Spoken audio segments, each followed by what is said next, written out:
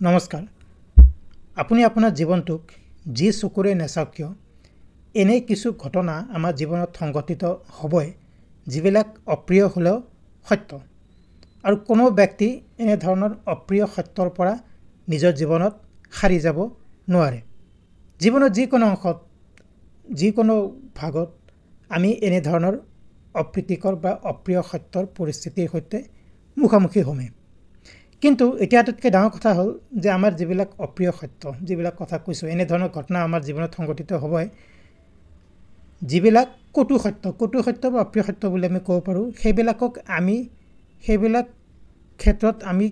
কি সঁহাৰি দিম বা তেনে পৰিস্থিতিৰ সন্মুখীন হ'লে আমাৰ সঁহাৰি কি হ'ব বা আমি কেনেকৈ সঁহাৰি দিলে তেনে ধৰণৰ কঠিন পৰিস্থিতিত আমি নিজকে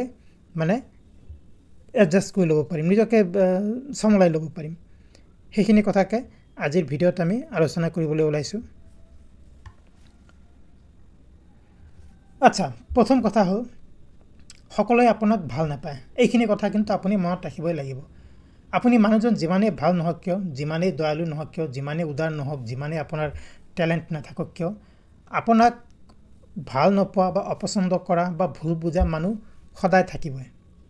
আৰু সেয়া সত্য কথা আপুনি হয়তো ভাবিব পাৰে মই ভাল মানুহ মোৰ কোনো শত্ৰু থাকিব নোৱাৰে বা মোক কোনো বেয়া পাব নোৱাৰে তেনেকুৱা কথা নহয় সেয়া হয়তো সত্য নহয় সেয়া সঁচাকৈ সত্য নহয় সম্পূৰ্ণ সত্য নহয় এনে কিছু মানুহ ওলাব যি হয়তো আপোনাক বুজি নাপায় বা আপোনাক কিবা কাৰণত হ'লেও অপছন্দ কৰিব তেনে ক্ষেত্ৰত আপুনি কি কৰিব তেনে ক্ষেত্ৰত আপুনি যি কৰি আছে বা আপুনি যেনে ধৰণৰ জীৱন যাপন কৰে তেনে ধৰণৰ জীৱন যাপন কৰিয়ে থাকক মানুহে কি ভাবিলে মানুহে কি ক'লে সেইবিলাক কথাত কাণ সাৰ দি লাভ নাই আপুনি আপোনাৰ নিজৰ মতে জীৱন ধাৰণ কৰি থাকক দয়ালু হওক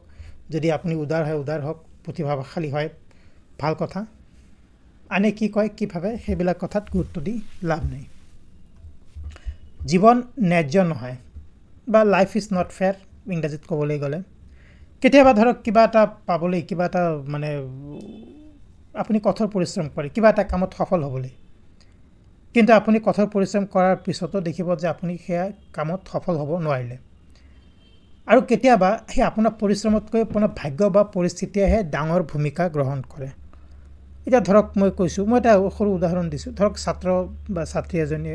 এজন বা ছাত্ৰী এজনীয়ে কিবা পৰীক্ষাৰ কাৰণে যথেষ্ট ভালকৈ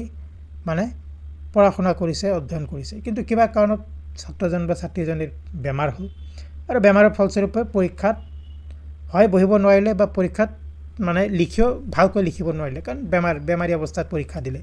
তেতিয়া কি হ'ব যথেষ্ট কষ্ট কৰাৰ ফলতো কিন্তু সেই যিটো সফলতা বা যিটো যেনে ধৰণৰ প্ৰদৰ্শন কৰিব বুলি ভাবিছিলে সেইটো প্ৰদৰ্শন নহয় গতিকে লাইফ ইজ নট ফেয়াৰ বা জীৱন কেতিয়াবা এনে ধৰণৰ বহুতো উদাহৰণ মই দিব পাৰোঁ ন্যায্য নহয় এইখিনি কথা আমি এটাই মনত ৰাখিব লাগিব কিন্তু যি হওক আমি সদায় আমাৰ কাম কৰি থাকিব লাগিব পৰিস্থিতি যিয়ে নহওক কিয় বা যদিও ভাগ্যই তাৰ ক্ষেত্ৰত কিবা গুৰুত্বপূৰ্ণ ভূমিকা গ্ৰহণ কৰক কিন্তু আমি আমাৰ নিজৰ কামখিনি কৰি থাকিবই লাগিব সময় হৈছে আটাইতকৈ মূল্যৱান সম্পদ সময়ৰ গুৰুত্ব আমি প্ৰায় পাহৰি যোৱা দেখা যায় এতিয়া সময় কিমান গুৰুত্বপূৰ্ণ তাৰ ভিডিঅ' মই বেলেগকৈ বনাই থৈছোঁ লিংক দি দিম আপুনি ধৰক টকা হেৰুৱাইছে সেই হেৰুৱা টকা আপুনি আকৌ উপাৰ্জন কৰিব পাৰে হয়তো যিমান টকা হেৰুৱাইছে তাতকৈ বহুত বেছি টকা আপুনি উপাৰ্জন কৰিব পাৰে বা হয়তো আপুনি ধাৰ দিছে পইচা ধাৰলৈ দিছে সেইখিনি ধাৰৰ পইচা পোৱা নাই কিন্তু আপুনি যদি কাম কৰে পৰিশ্ৰম কৰে আপুনি পইচা আৰু বেছি উপাৰ্জন কৰিব কিন্তু এই সময় যদি আপুনি নষ্ট কৰিছে সেই নষ্ট হোৱা সময় কিন্তু আপুনি কেতিয়াও জীৱনত ঘূৰাই নাপায় চিৰদিনৰ কাৰণে সেই সময় আপোনাৰ জীৱনৰ পৰা নোহোৱা হৈ যাব গতিকে কথা হ'ল যে সময়ক আমি সন্মান কৰিব লাগে সময়ৰ কাম সময়তে কৰিব লাগে আৰু কোনো কাম পিছুৱাই থাকিব নালাগে যে আজি যিটো কাম মোক কৰিব লাগে মই আজি নকৰিলোঁ অহাকালি কৰিম পৰহি কৰিম ভাল লাগিলে কৰিম তেনেধৰণৰ কথাত মনত আনিব নালাগে সময়ৰ কাম সময়মতে আমি কৰি থাকিব লাগে আপুনি সলনিযোগ্য ইউ আৰ ৰিপ্লেচেবল কি কাৰণে কৈছোঁ সলনিযোগ্য কি আপোনাৰ কাম হওক সম্পৰ্ক হওক বা সমাজ হওক আপোনাৰ অবিহনেও কিন্তু চলি থাকিব সেইবাবে আপুনি নিজৰ বাবে অৰ্থ এটা সৃষ্টি কৰিব লাগিব কি ধৰক আপুনি কত কাম কৰিছে কোনো প্ৰতিষ্ঠানত কাম কৰিছে কোনো কোম্পানীত কাম কৰিছে আপুনি এয়া নাভাবিব যে আপুনি চিৰদিন সেই প্ৰতিষ্ঠানত বা সেই কোম্পানীত কাম কৰি থাকিব পাৰিব হয়তো পৰিস্থিতি সাপেক্ষে আপোনাক সলনি কৰি আন এগৰাকী ব্যক্তিক সেই চাকৰি দিয়া হ'ব পাৰে তেনেকুৱা হয় হয়তো মেইনলি যিসকলে ব্যক্তিগত খণ্ডত কাম কৰে তেওঁলোকৰ ক্ষেত্ৰত বেছি প্ৰযোজ্য হয় আৰু সেই কথা আপোনালোকে কিন্তু মনত ৰাখিব লাগিব ঠিক তেনেকৈ ব্যক্তিগত সম্পৰ্ক হয়তো বন্ধুত্ব সম্পৰ্ক হওক বা যি সম্পৰ্কে নহওক কিয় সেই বন্ধুত্ব যে আপোনাৰ সদায় থাকিব সেয়া নহয় বন্ধুত্ব আজি আছে কালি নাথাকিবও পাৰে বা কেতিয়াবা আমাৰ বন্ধুত্ব চিৰস্থায়ীও হয় কিন্তু কথা হ'ল যে সেই আপোনাৰ বন্ধুজন মানে আপোনাৰ অবিহনেও যদি কিবা কাৰণে আপোনাৰ পৰা বিচ্ছেদ হ'ব লগা হয় তেওঁ নিজৰ জীৱনত আগুৱাই গৈ থাকিব বা আপুনিও আগুৱাই গৈ থাকিব গতিকে কি কৰিব লাগে যে আপুনি যি কাম কৰে বা যেনেকৈ নহওক কিয় আপুনি সেই কাম যথেষ্ট ভালকৈ কৰিব লাগিব আৰু আপুনি যি ক্ষেত্ৰতেই নাথাকক ব্যক্তি হিচাপে হওক এগৰাকী কৰ্মচাৰী হিচাপে হওক আপুনি সদায় ভাল হৈ থাকিব লাগিব আৰু নিজৰ কাৰণে এটা মানে দক্ষ ব্যক্তি হ'ব লাগিব নিজৰ কামত যাতে আপুনি তাৰ পৰা যোৱা মানে তেওঁলোকৰ এটা নিজকে পৰৱৰ্তী সময়ত পিছত তেওঁলোকে নিজকে কিবা বা কোনো ব্যক্তি এগৰাকী খেৰুৱা বুলি মনত হয় গতিকে আপুনি তেনেধৰণৰ মানে নিজকে প্ৰতিষ্ঠিত কৰি ল'ব লাগিব সুখ স্থায়ী নহয় সঁচা কথা আমাৰ জীৱনত সংগ্ৰাম আছে আৰু সংগ্ৰাম থাকিবই সদায় আপুনি সুখী হৈ থাকিব নোৱাৰে সুখ দুখ আমাৰ জীৱনৰ সংগী আজি সুখ আছে কালি দুখ থাকিব পৰহি আকৌ সুখী হ'ব তাৰ পিছদিনাখন আকৌ দুখ থাকিব এনেধৰণৰ সুখ দুখ মাজেৰে আমাৰ জীৱনসমূহ গৈ থাকে তাৰ মানে এয়াই নহয় যে আপুনি কেতিয়াও সুখী বুলি অনুভৱ নকৰিব জীৱনৰ সৰু সৰু ক্ষণবিলাকত আপুনি সুখ বিচাৰি পাব লাগিব ধৰক কিবা এটা কাম কৰি ভাল পায় ধৰক গছ ৰোপণ কৰি ভাল পায় আপুনি তাত আপুনি সুখ অনুভূতি পাব লাগিব হয়তো যি বাটৰ কুকুৰ এইবিলাক আছে কুকুৰক খুৱাই আপুনি ভাল পায় তাত আপুনি সুখ অনুভূতি কৰিব লাগিব গতিকে সৰু সৰু কথাত আপুনি সুখ বিচাৰি পাব লাগিব যদিও সুখ স্থায়ী নহয় বিফলতা অৱশ্যম্ভাৱী আমি সকলোৱে বিফল হওঁ আৰু বিফলতা আমাৰ জীৱনলৈ আহিবই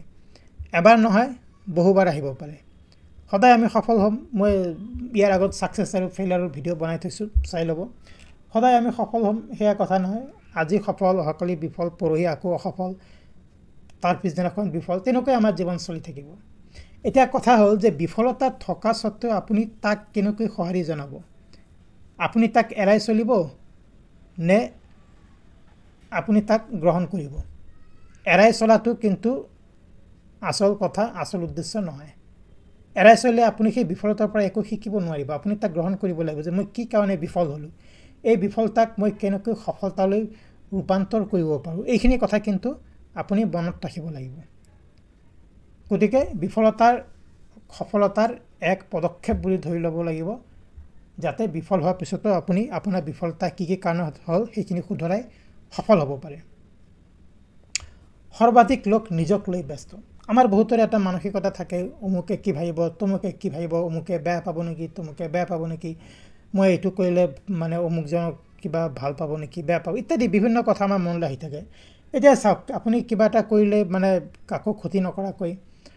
এতিয়া আপোনাক যি ভাল লাগে বা আপোনাৰ কাৰণে যি ঠিক সেইটোৱে আপুনি কৰিব মানুহে এবাৰ দুবাৰ কিবা ক'ব পাৰে যদি সেইজন ব্যক্তিৰ পচন্দ নহয় কিন্তু কিমানবাৰ এবাৰ ক'ব দুবাৰ ক'ব এদিন ক'ব দুদিন ক'ব তাৰপিছত মানুহজন সেইখিনি পাহৰি যাব কাৰণ বেছিভাগ মানুহে নিজক লৈহে ব্যস্ত নিজৰ পৰিয়াল বা নিজৰ মানুহখিনিক লৈহে ব্যস্ত আপোনাৰ কথা বেছি দিন কোনো ভাবি নাথাকে বা আপোনাৰ কথা ভাবিবলৈও আনৰ সিমান সময় নাই গতিকে আপুনি স্বনিৰ্ভৰ হ'ব লাগিব আৰু নিজৰ প্ৰয়োজন অনুসৰি আপুনি নিজৰ কামখিনি কৰি থাকিব লাগিব স্বাস্থ্য ভংগুৰ হেল্থ ইজ ফ্ৰেজাইল স্বাস্থ্য যদি কিবা কাৰণে আমাৰ ভাঙি যায় ভঙাৰ সময়তে আমি স্বাস্থ্যৰ মূল্য বুজোঁ গতিকে আমি সময় থাকোঁতে আমাৰ দেহৰ আৰু স্বাস্থ্যৰ আৰু মনৰ যত্ন ল'ব লাগিব স্বাস্থ্য আমি ভালকৈ ৰাখিব লাগিব কাৰণ ভালকৈ যদি ৰাখিব নোৱাৰোঁ কেতিয়াবা যদি বেমাৰ হয় দীৰ্ঘদিনীয়া বেমাৰ হয় আমি মানে স্বাস্থ্যৰ যদি যত্ন লোৱা নাছিলোঁ তেতিয়াহে আপুনি স্বাস্থ্যৰ আচল কথা বুজি পাব গতিকে আমি স্বাস্থ্যৰ যত্ন ল'বই লাগিব আন এটা অতি গুৰুত্বপূৰ্ণ কথা হ'ল যে মৃত্যু অনিবাৰ্য আমাৰ আটাইৰে মৃত্যু হ'ব আমি জন্ম লৈছোঁ যেতিয়া মানুহ হিচাপে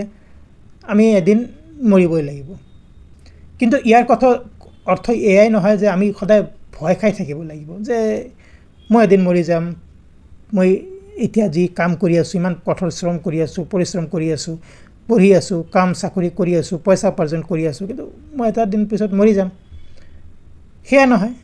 জীৱনটো আপুনি যিমানেই জীয়াই নাথাকক কিয় সেই জীৱনটো আমি সুখী হৈ জীয়াই থাকিব পাৰিব লাগিব